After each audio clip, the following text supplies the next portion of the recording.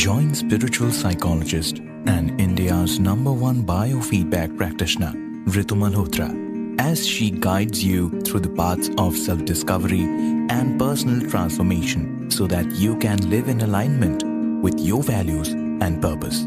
This podcast is brought to you by Ajna Center for Learning. To know more about Ajna and connecting with the host, check out the links given in show notes.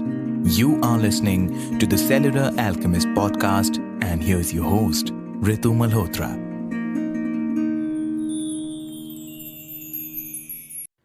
Remember, as kids, we would incessantly, curiously ask, but why? Why does this happen? But why? Interestingly, many events in our life continue to baffle us, and instead of asking our elders, we ask existence, why did this happen to me?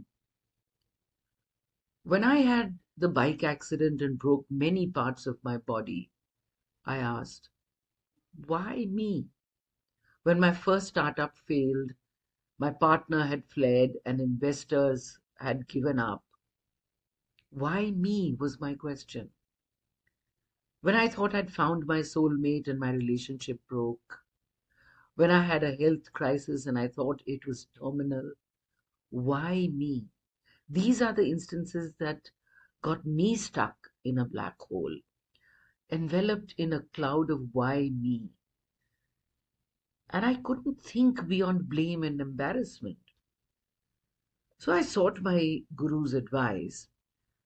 As always, he took a few moments to absorb my dilemma and quietly and crisply said, the question is not why me, it is what now. Numerous times my clients struggle with this question. It's a familiar human response. We all tend to succumb to this victimhood when adversity strikes our life. Self pity becomes almost a solace. Yet, I think why me is a dead end question. We want someone to tell us that our pain is justified. And this pain has to make sense in some way. Why do I say dead end? Because most times it's a pretense at introspection. In the disguise of soul searching, we believe that we've been singled out by some cosmic force that wants to punish us. When we put our attention to what now instead, we are beginning to become aware of the wins in the situation, the lessons that have been learned, the free time to explore the skills we have, and the supportive relationships that have survived in spite of everything. I became aware of my old questions and started to adapt the reframing of new questions. For example, the old one I would have asked, why couldn't I make this work? My new question now was, with what I learned, how can I innovate and use my non-performance? Not failure, remember, my non-performance as an asset instead of a mistake. My old question, wasn't I enough in this relationship? The new one, I want to look within me to see what I really want in a relationship, or what can I change in my own behavior to see why the relationship did not work.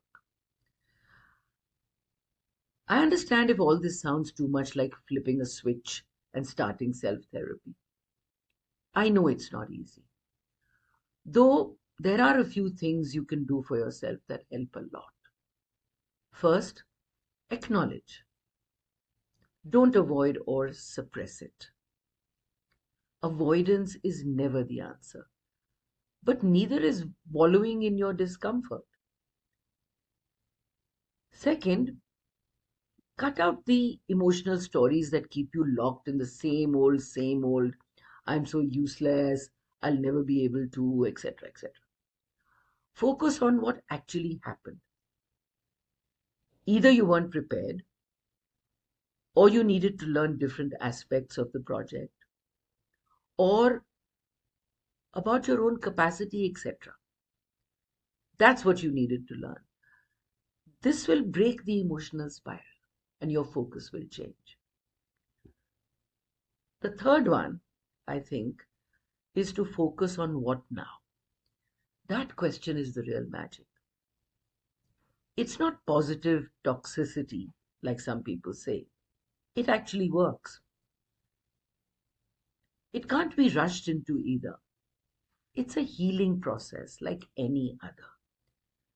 So take baby steps and ask yourself, what first thing, small thing, can I start with now?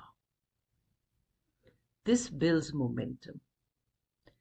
One step follows the other and another to bigger, better, more doable and lasting change.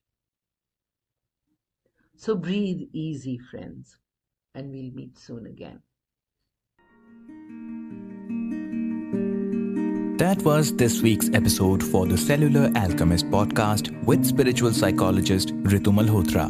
Don't forget to follow the podcast and join us next week for yet another episode. Thank you for listening.